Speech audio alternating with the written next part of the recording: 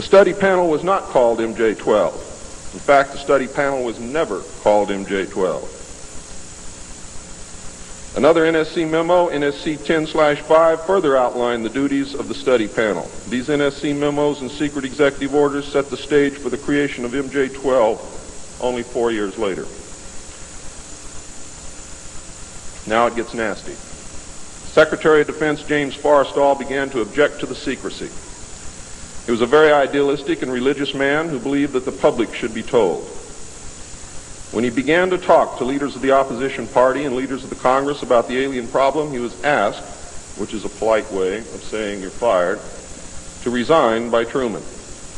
He expressed his fears to many people and rightfully believed that he was being watched and that his life was threatened.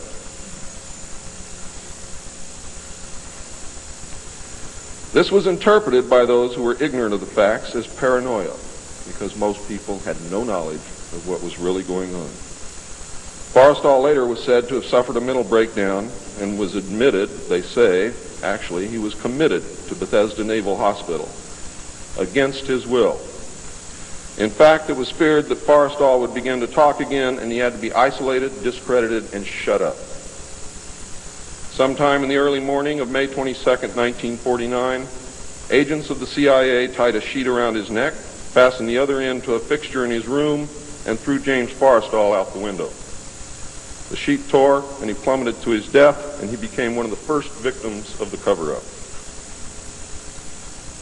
The live alien that had been taken from the 1949 Roswell crash was called EB. It was short for extraterrestrial biological entity, and all aliens are not called EB.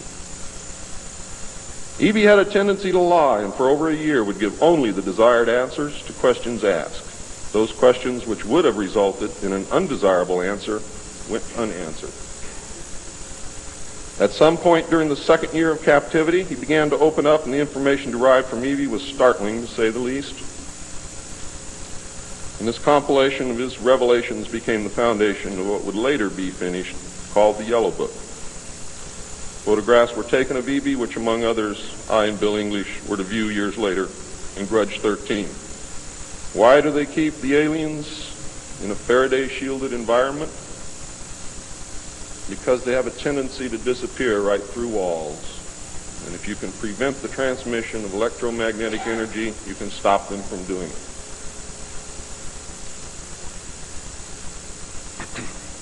In late 1951, EB became ill.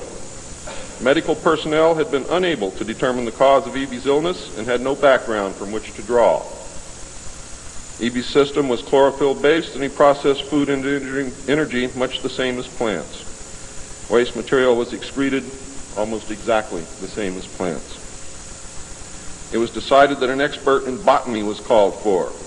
A botanist, Dr. Guillermo Mendoza, was brought in to try and help him recover.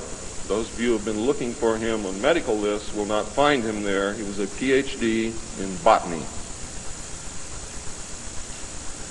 Dr. Mendoza worked to save EB until mid-1952 when EB died. Dr. Mendoza eventually, according to the information that I read, became the expert on at least this type alien biology. In a futile attempt to save EB and to try and gain favor with this technological superior alien race, the United States began broadcasting a call for help early in 1952 into the vast regions of space. If you know they're better than you, and if you know they can lick you, you better try and be friends with them, and that's what this effort was all about. The call went unanswered, but the project continued as an effort of good faith.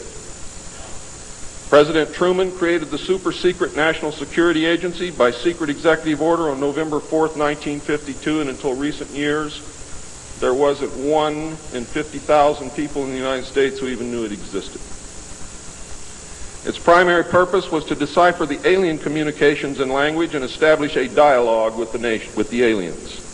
This most urgent task was a continuation of the earlier effort and was codenamed Sigma.